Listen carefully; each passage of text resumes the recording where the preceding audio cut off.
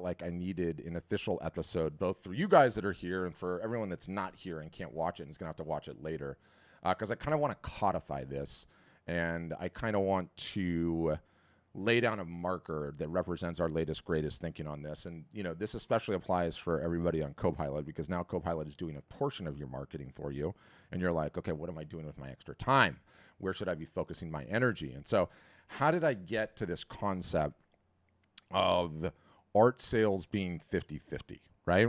And this concept, which I'll define in a second, sort of represents an evolution in thinking, really an evolution in thinking, an elevation in observation over the years of being in the trenches in this business, right? And we're coming up on 10 years in business. There's, I think, 12,000 of you guys now. And there's always been, some poignant debate on how art actually sells versus how art in theory sells, right? Which, how art sells in theory sort of makes up the majority of the canon of what's out there in terms of conventional wisdom on this topic. And it all starts with this notion of niche, right? Like, you have to have a niche, you have to have a brand. How artists, if they want to be successful, must have the niche. They can't be too broad or all over the place when it comes to their subject matter material. And how often have you guys heard that one? How often has all of us heard that one? And I think for probably just about all of us, there's somewhere along the journey where we've sat down with someone we trust. And it could have been a family member or a friend from growing up or a mentor, take your pick. But this person's done particularly well in their personal, financial lives. And you're sitting down with them and they're giving you advice, right?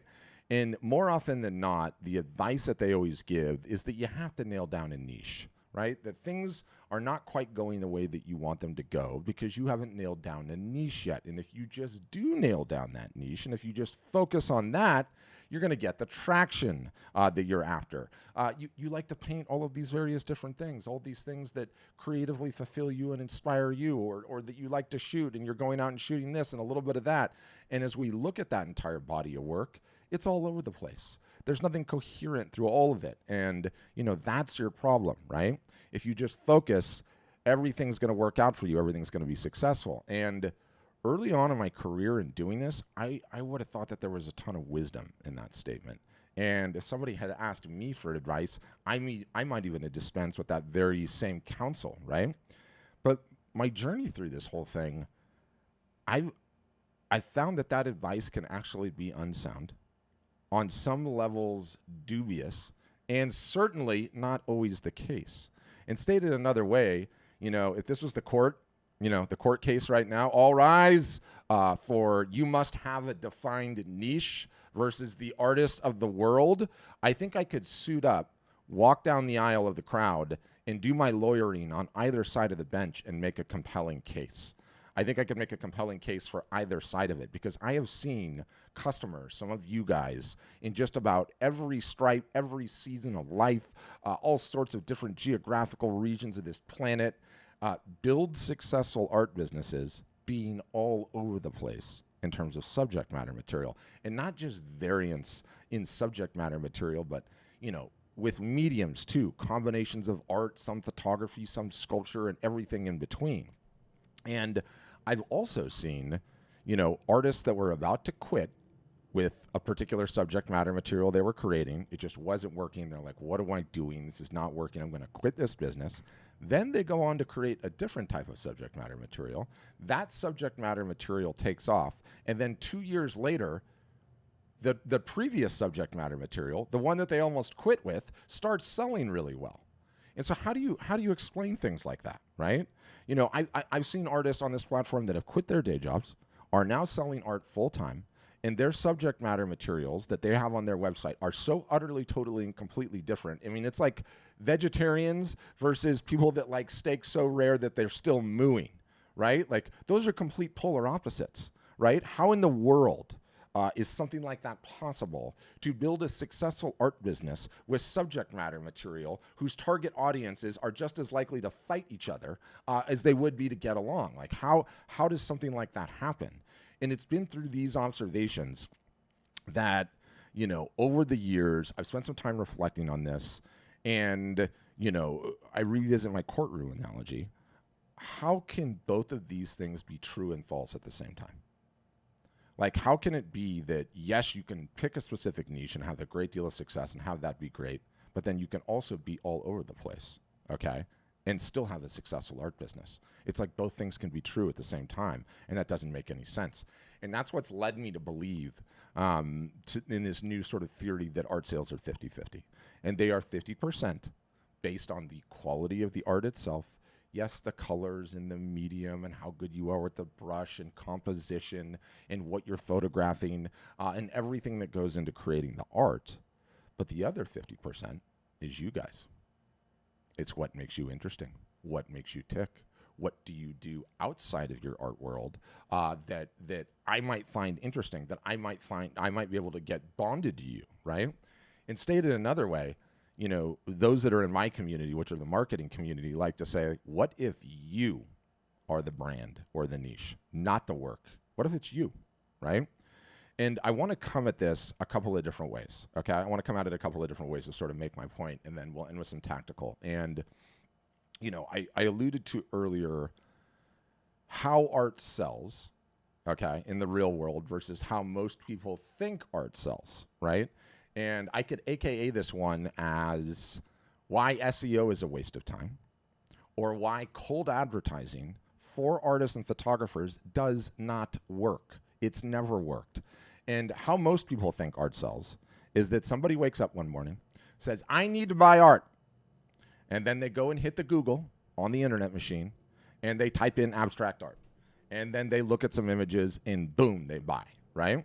And perhaps or they're on Facebook or Instagram or X, formerly Twitter, and someone's advertising a piece of art, perhaps with a discount. They see that ad. They're like, this is amazing. I got to have it. Boom, they pull the trigger and they buy that art. And in my experience, what I've seen over these years is perhaps those two circumstances happen in 1 out of 100 art sales, which means 1 time out of 100, people might actually buy art on a lark. But what happens more often is that the buyer wants to buy art. And so they start searching for it in a myriad of different ways, okay? Somehow, and this could be literally via any of your marketing channels, whether online or off, they find you, they start learning about you, they follow you, they get onto your email list, they get bonded to you, your story, perhaps they make a smaller purchase along the way, which is why we have to have non-wall art in our lineup, which is why we have to have items under $100. And then sometime further down the line, they actually make the purchase. And it's why SEO is a huge waste of time for artists.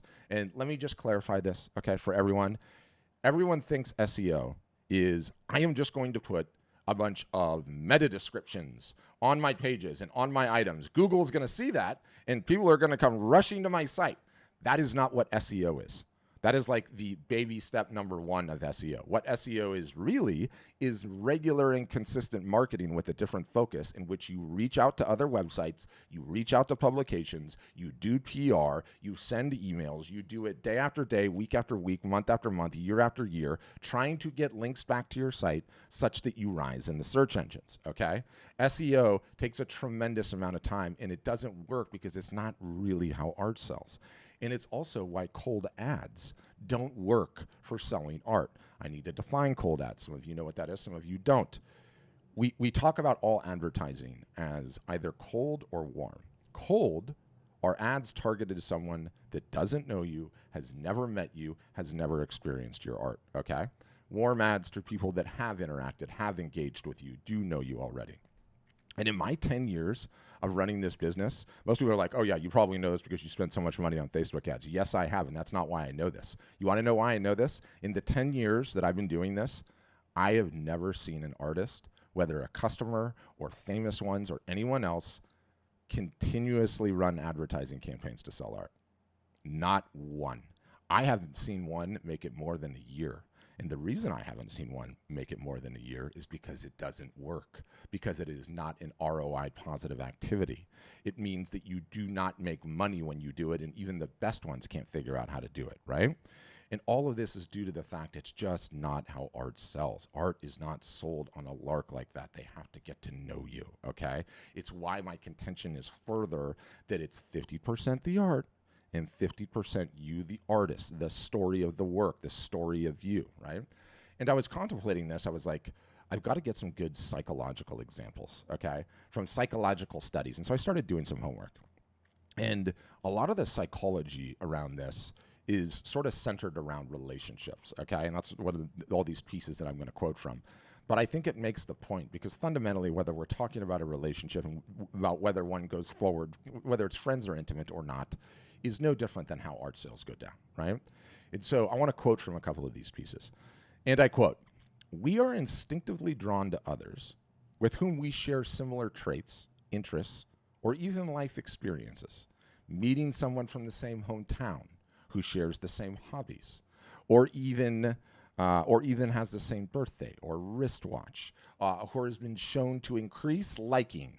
And this is from a piece entitled "The Importance of Shared Interest in Relationships." Second one, and I quote, "Picture two strangers striking up a conversation on a plane, or a couple on a blind date. From the very first moments of awkward banter, how similar the two people are is immediately and powerfully playing a role in future interactions. Will they connect or walk away? These early recognitions of similarity are really consequential in that decision." And this is from a study that says, "Study finds our desire for like-minded others is hardwired." And the final one, and I quote, "Sometimes life's most meaningful relationships grow from the briefest of connections, like when you go to a party and you meet someone wearing your favorite band's t-shirt, or who laughs at the same jokes as you, or who grabs that unpopular snack you alone, or so you thought, love. One small shared interest sparks a conversation. That's my favorite too, and blossoms into lasting affection. This is called the similarity attraction effect. We generally like people who are like us." This is from a piece called "Shared Interest, Shared Essence, Unraveling the Psychology of Instant Connections." Now, again, all of these papers are centered on relationships, but I believe a relationship is at play with how art and photography often sells. The more your audience, the more your audience is bonded to you, the more likely you are going to get the sale over the line. And is it really so hard to believe that, right? Like, are we more likely to do business with somebody we have things in common with or someone you don't, right? And, you know, if we just sat down together for a long-haul flight and I leaned over and I introduced myself and I'm like, "Hey, I'm Patrick." Would you say, "Hey, I'm an artist. Here's my art. This is what my art looks like. Here's my process of me doing that art. Here's what you will love about it. Here's a special coupon you can buy it with. Here's a reveal of my art. See it?" You would never do that in a conversation, right? You would never sit down in a first-time conversation and just talk about your art, just talk about your art, just talk about your art, right? Okay. Then why is almost everybody doing this with their social media platforms? How is it so different? And it's different because artists love hiding behind the canvas and photographers love hiding behind the lens. Does this sound like anyone you know, right? Here is the test. And most of you don't have a stranger right next to you, but if you picked up your phone and you pulled up Instagram and you went to your Instagram profile and you handed that phone to a stranger, could that stranger in 2 or 3 flicks of their thumb know anything about your personal life aside from the fact that you're an artist? Would they? How many of you would pass that test right now? It's a rhetorical question. I know a great many of you would not, because there is nothing that I can learn from going to your profile about you aside from the fact that you're an artist. That's it. All I know is you're an artist and you're creating art all the time, right? And again, it's this notion that artists love hiding behind the canvas, that photographers love hiding behind the lens. In the sheer number of profiles, you guys, that I've looked at, customers, all of you, that I have audited, it's usually just all about the art and nothing else. Everything from a profile pic that is not necessarily your smiling face, to a grid full of static images that's just the art of the photography, to a virtual cloak of anonymity across the board. Who is this person, right? Who is this person? And it makes me think on a certain level about the movie Good Will Hunting, right? Robin Williams, Matt Damon, Academy Award winning movie, and Robin Williams is a psychologist, and he's trying to get to the bottom of what's going on in Matt Damon's life and how can I help you, right? And they have that scene where they're like sitting on the pond, like the Walden Pond moment, and he's looking for something. He's like, to Matt Damon, to Will Hunting, he's like, you got to give me something to work with so that I can help you out, right? Like, do you really think I would know everything about your life because I read Oliver Twist? And I think about that moment quite a bit, because as I look at your social media accounts, how am I supposed to get bonded to you guys if I can't learn a damn thing about you? You're not giving me anything to work on, right? You're not giving me anything to work with. So art sales are 50-50. And when you are just posting your art, okay, and nothing about you personally, nothing at all, you're essentially saying, my art is so good, it's enough to get the job done, right? And let me know how that works out for you, right? I believe it to be, on a certain level, cognizantly or not arrogant, but more importantly, it's profligate.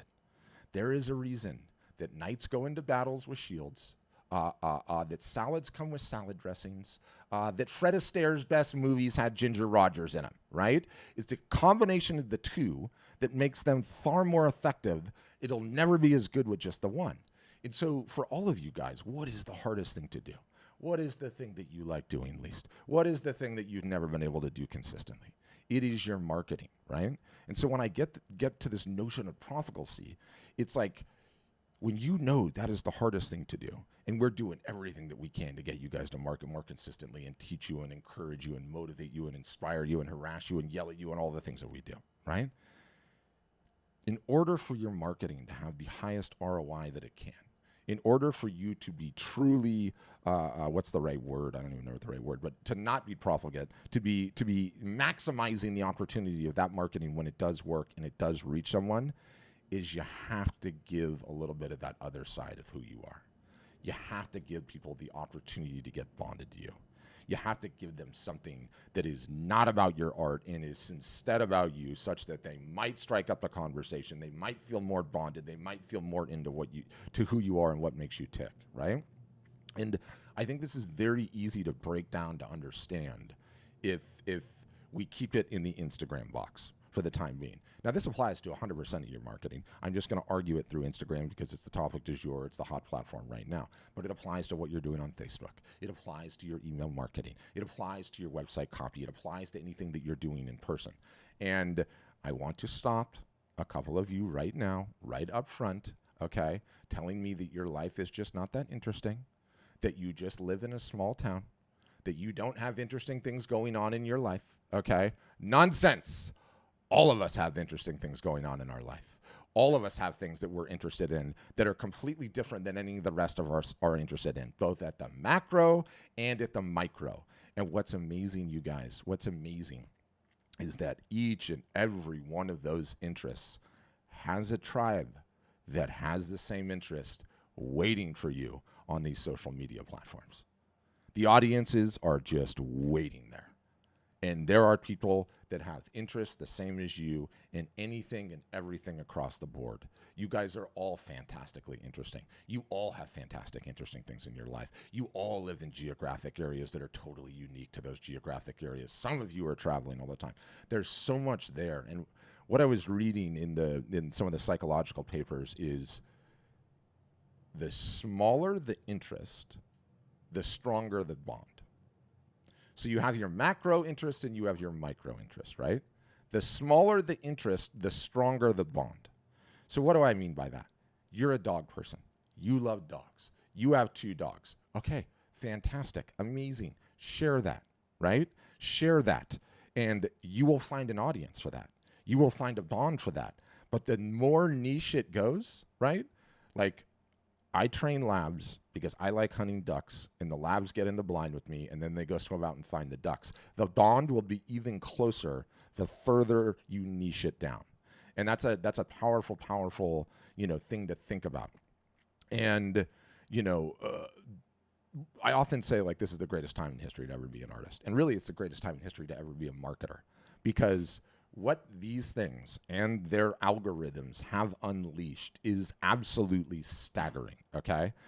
Back in the day, if you had like a super niche interest and you wanted to go and find the tribe of that particular niche interest, and let me use a for instance. Let's say you played this card game called Magic the Gathering, I've never actually even played this game, but I know some of the cards sell for like a lot of money, and I know it's actually like a card game you can play. If that was your jam 15 years ago and you wanted to go find your tribe, you probably would have had to fly to like Dayton, Ohio, and check into some hotel, and in some weird ballroom, there was your tribe of people. You would have had to work pretty hard to find those people. But now, as a result of these algorithms and how good these algorithms are, Instagram, Facebook, YouTube, Twitter, any of them, but Instagram and Facebook for our purposes, the algorithm is so good, it knows this piece of content that you've created because it's scanning everything, it understands what it is. Then it knows how to go and find your tribe. It knows how to go and turn up all of those rocks for the people that are interested in that particular thing. And that is just an absolutely profound, profound thing. If we let the algorithm do the work for us, it will go and find the tribe that's interested in that exact thing. And so it applies to absolutely every single solitary one of us. And if we build upon this, okay, if we build upon this, every interest from macro to micro has an audience on the socials. The socials knows how to find this audience for us, okay? The way that I like to think about it is the algorithm scans your content when you post it, and it says, hey, I now know what this is. I am going to go ahead and put this piece of content in this lane, okay? And I'm going to keep it in this lane, and I'm going to show it to everybody in this lane, right? And what the majority of you guys do is you do art. That's what you do. And so you know what Instagram and Facebook say? Okay, here's art.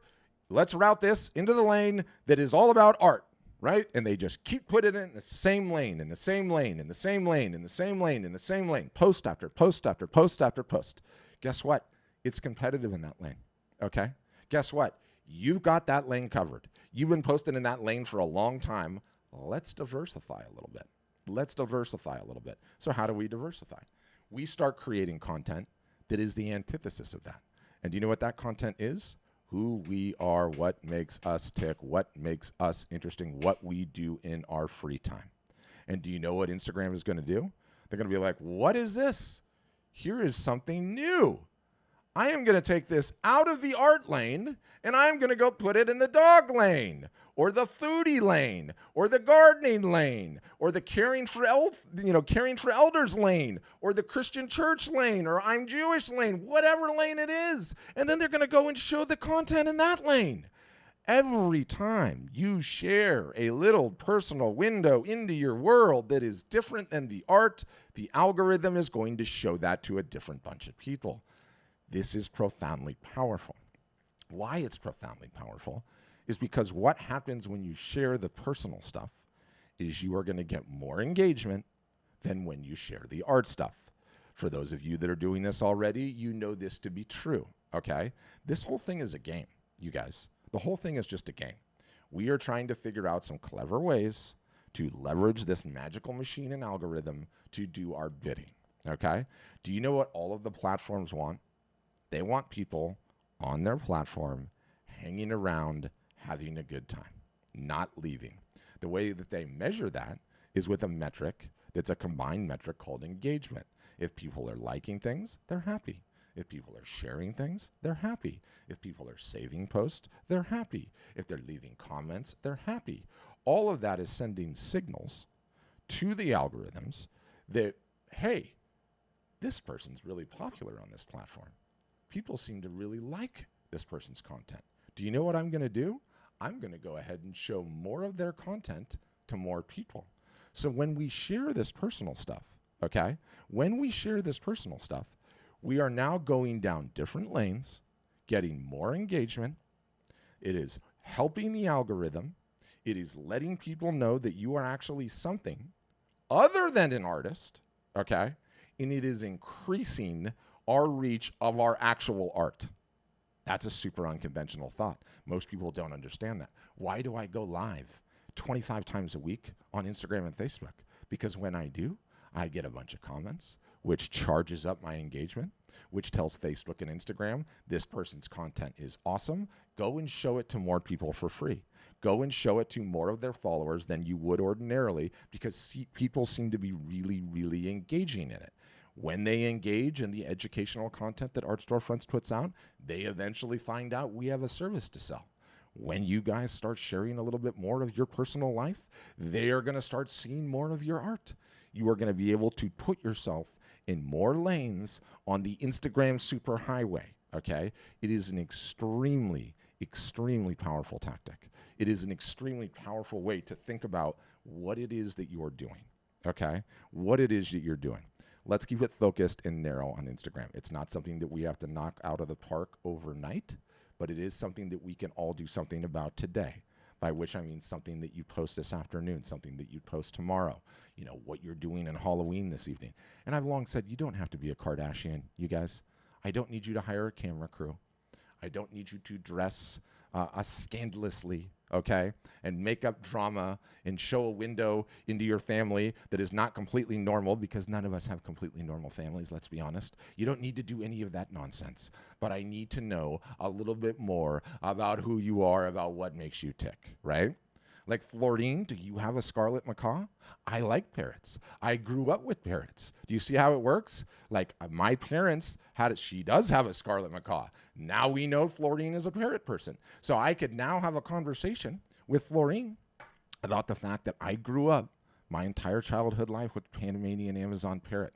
It was so good at mimicking my mother that it would call my name. I would come running downstairs and go, "What do you want, Mom?" And then I would see the damn bird cackling at me, okay? So now Florine and I are engaged in a conversation about our mutual loves, sometimes hate, of parrots and what amazing creatures they are, right? We could talk about how they lived to 80, 90 years old, right? And get into a whole myriad of things, because she shared a little bit something out of her personal life. So guys, how do we go about fixing this? A number of different ways. We're going to have workshops on the various different pieces of content. You know, for you guys that are on Copilot, most of the art being shared and being shown is taken care of. So you need to be working on the stuff that is the personal stuff that is unique to you, okay? You got to start taking some shots.